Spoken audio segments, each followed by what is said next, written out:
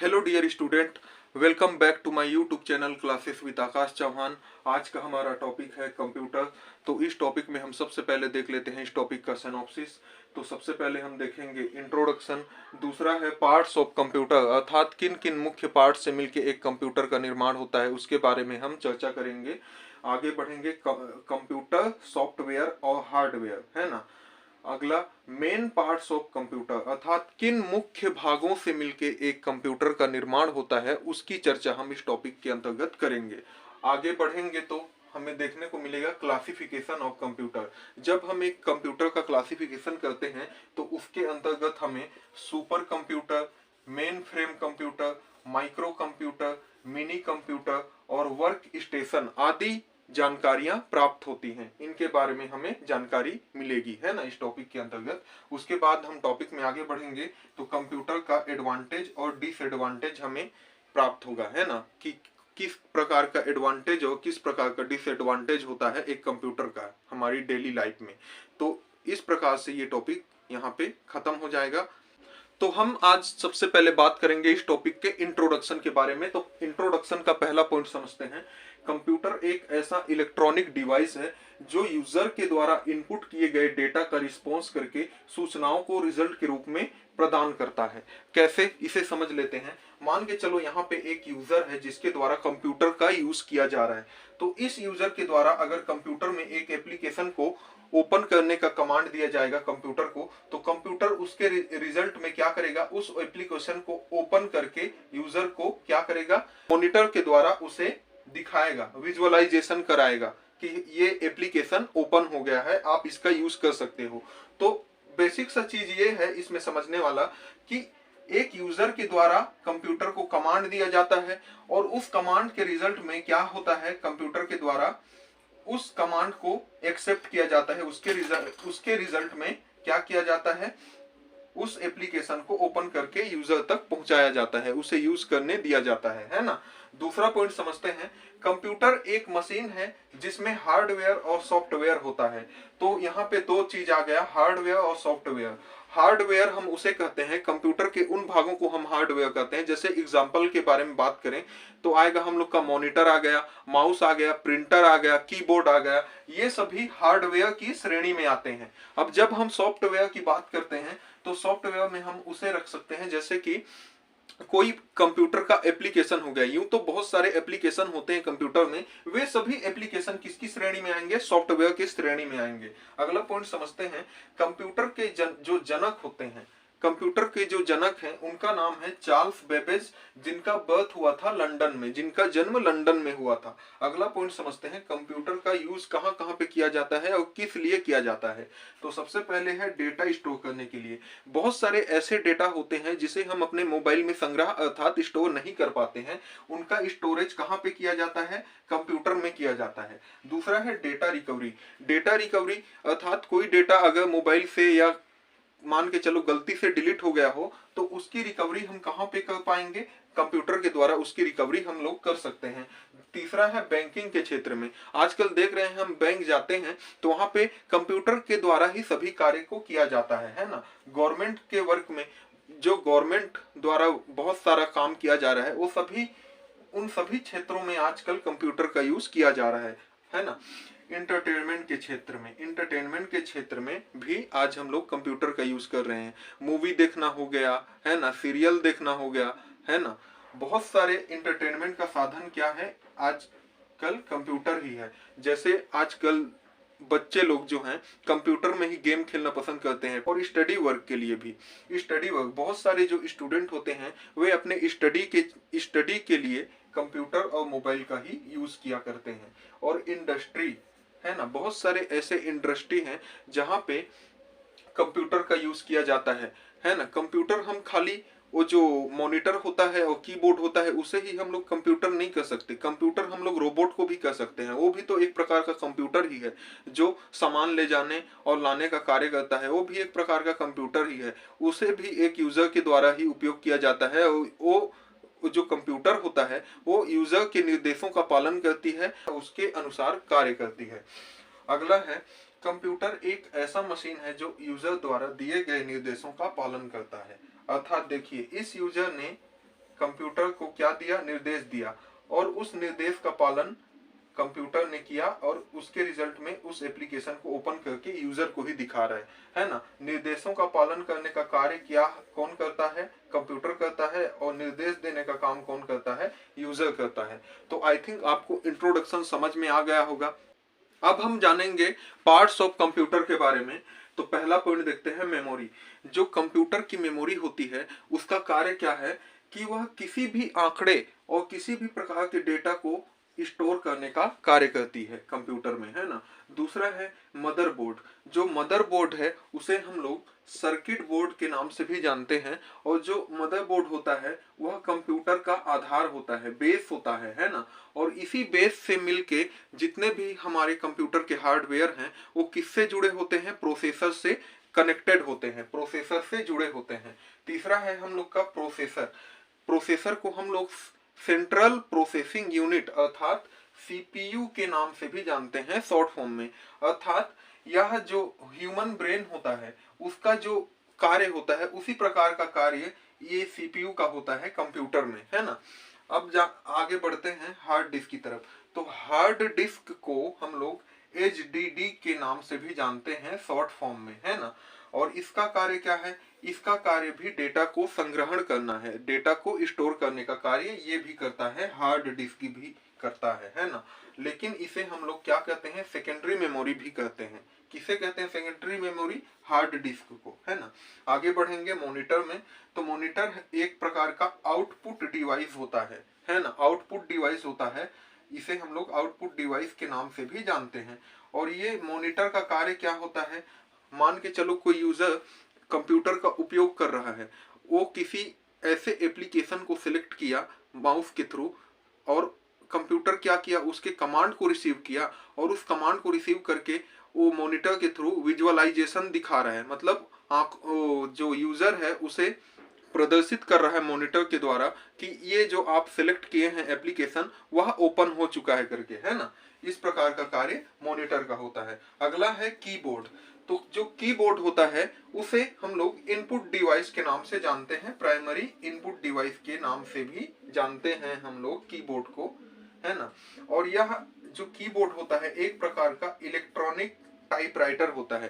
पहले क्या होता था, जो टाइपराइटर आते थे उसे हम लोग को मैन्युअली हैंडल करना पड़ता था, है ना, जो बहुत ही कठिन होता था। लेकिन ये जो कीबोर्ड है यह एक इलेक्ट्रिक टाइपराइटर है जिसे हमें कंप्यूटर के साथ अटैच करना पड़ता है, और हम कंप्यूटर का आसानी पूर्वक कीबोर्ड के थ्रू यूज कर सकते हैं, है ना। ये हो गया।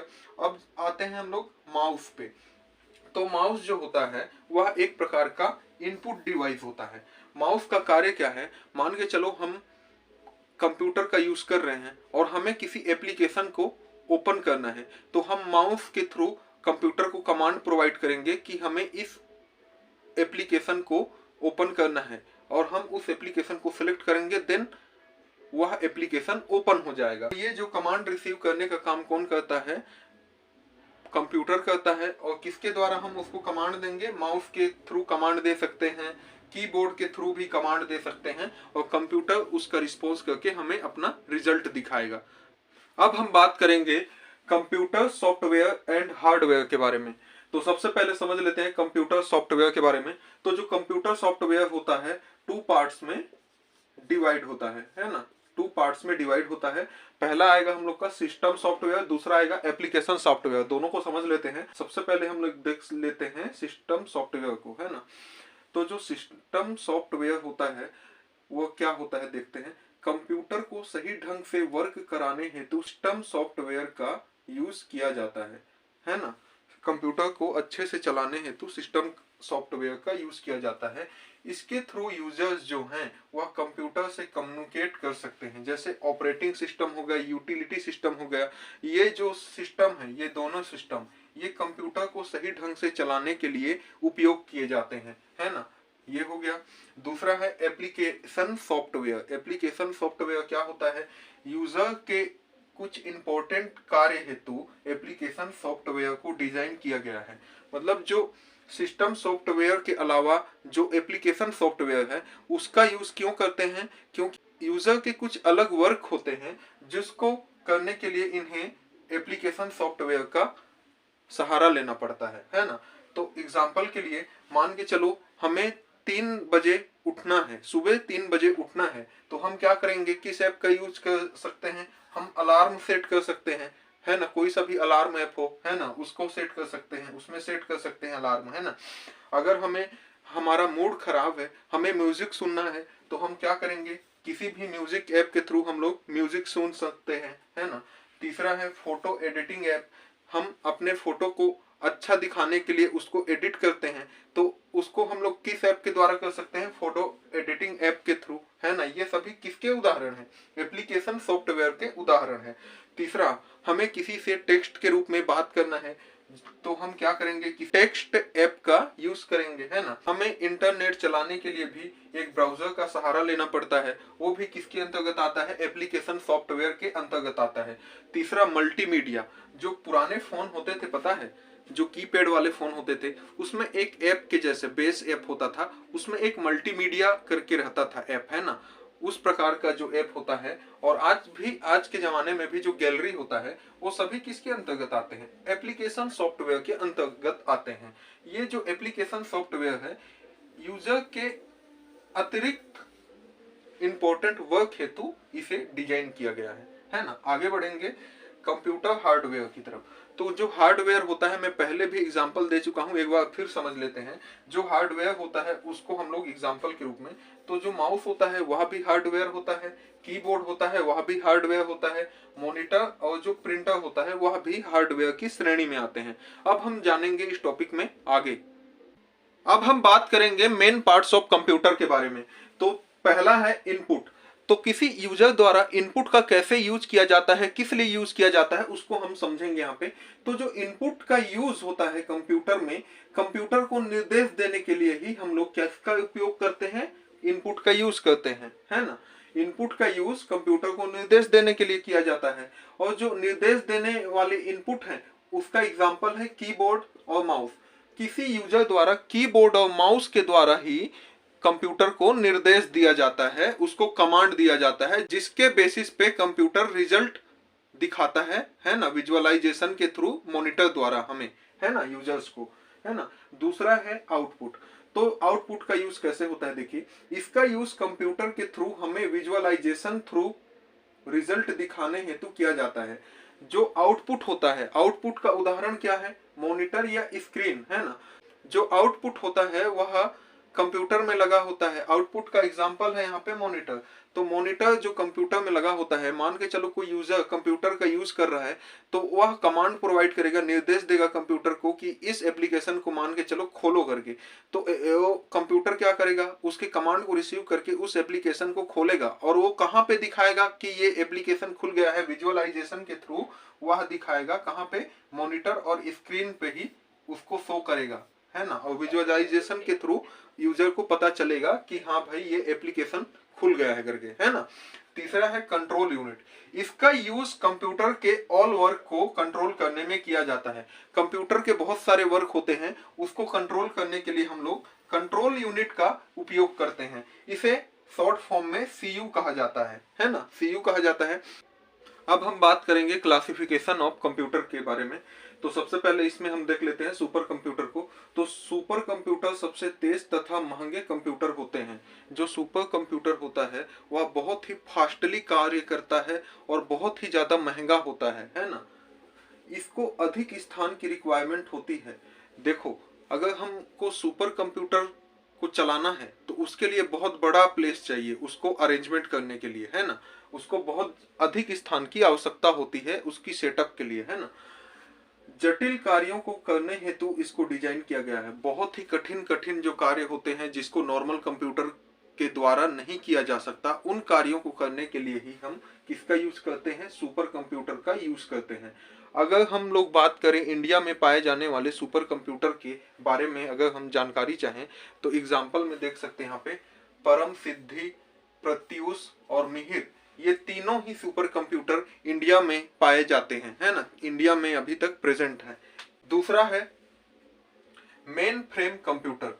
यह सुपर कंप्यूटर से साइज में इस्तेमाल होता है। देखो, जो सुपर कंप्यूटर होता है उसे अरेंजमेंट करने के लिए बिग प्लेस की आवश्यकता होती है, बहुत बड़े प्लेस की आवश्यकता होती है। लेकिन जब हम लोग बात करते हैं मेन फ्रेम कंप्यूटर की, तो ये जो मेन फ्रेम कंप्यूटर होता है सुपर कंप्यूटर की तुलना में स्मॉल होता है, छोटा होता है ना। सुपर कंप्यूटर की तुलना में स्मॉल होता है, तो ये इसे अधिक स्थान की रिक्वायरमेंट भी नहीं होगी क्योंकि इसका साइज छोटा होता है सुपर कंप्यूटर से।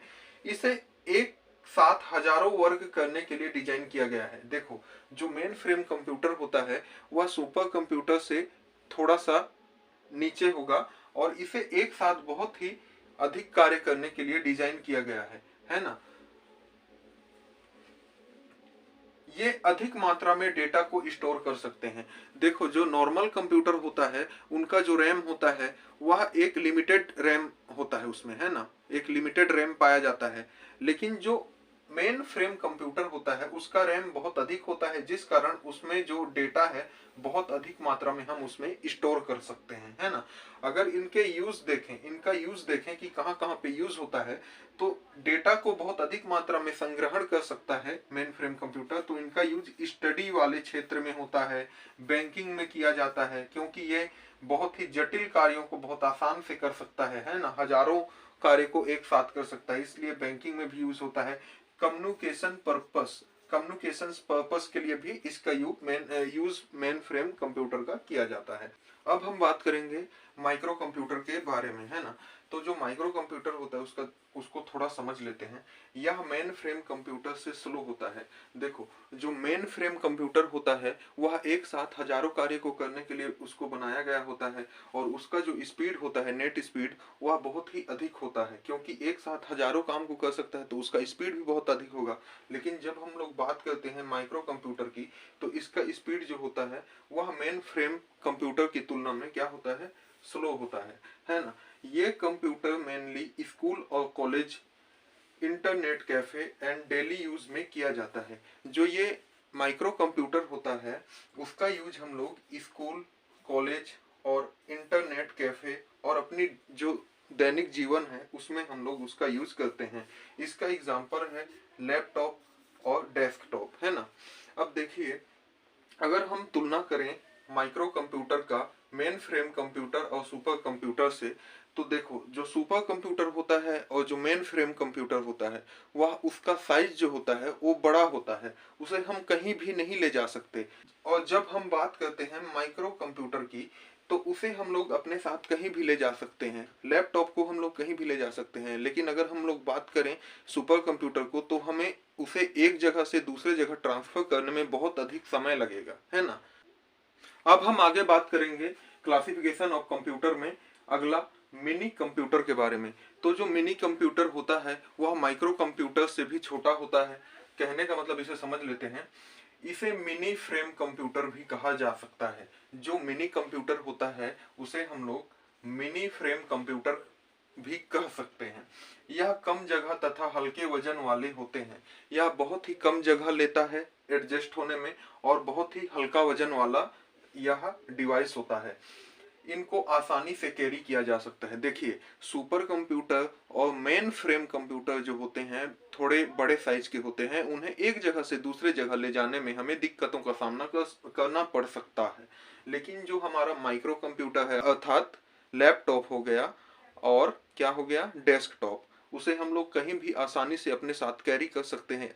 अगर हम कहीं पे घूमने जा रहे हैं तो लैपटॉप को अपने साथ ले जा सकते हैं किसी भी कार्य को कंप्लीट करने के लिए, है ना। उसी प्रकार जो होता है मिनी कंप्यूटर, यह बहुत ही हल्का वजन वाला होता है। इसे हम लोग आसानी से कहीं भी ले जा सकते हैं, अपने साथ कैरी कर सकते हैं, है ना। कहीं घूमने जा रहे हैं या कुछ कुछ भी इंटरटेनमेंट करना है कहीं बाहर, तो उसे हम लोग कैरी कर सकते हैं। एग्जाम्पल में देखिए, टैबलेट होता है और मोबाइल फोन। हम अपने मोबाइल फोन को दैनिक जीवन में इस्तेमाल करते हैं, बहुत लोग टैबलेट का भी यूज करते हैं, उसे हम लोग आसानी पूर्वक कैरी कर सकते हैं।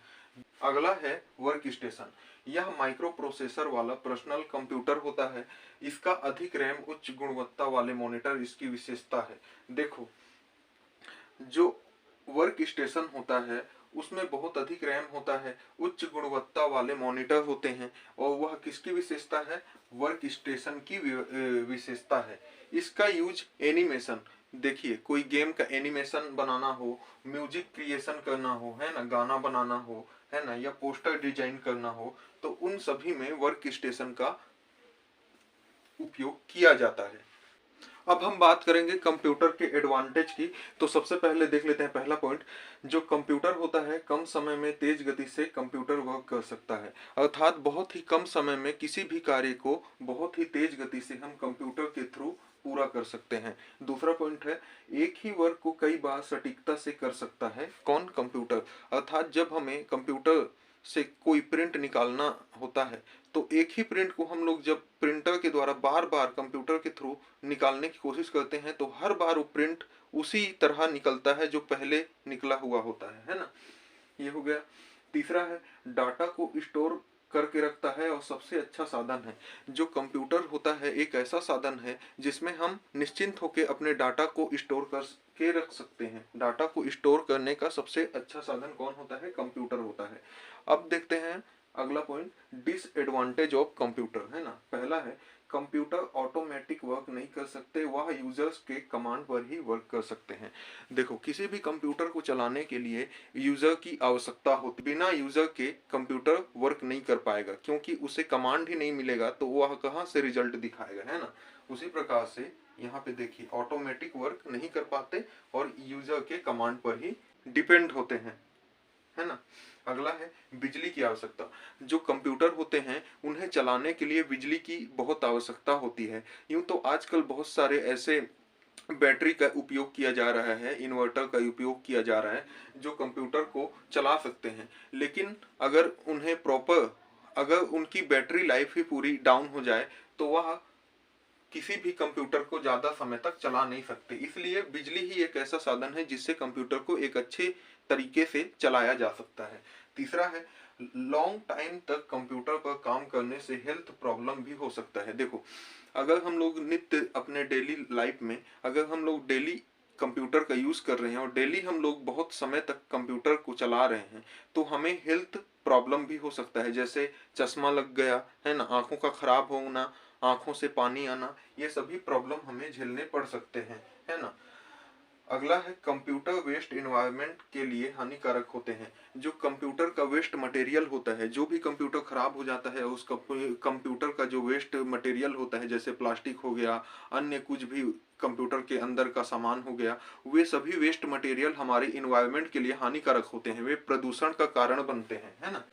इस प्रकार से आज का जो हमारा ये टॉपिक है यहीं पे समाप्त होता है। अगर ये टॉपिक आपको पसंद आया होगा तो आप इस वीडियो को लाइक कर दीजिएगा, मेरे channel classes with Akash Chauhan को सब्सक्राइब कर दीजिएगा। Thank you student.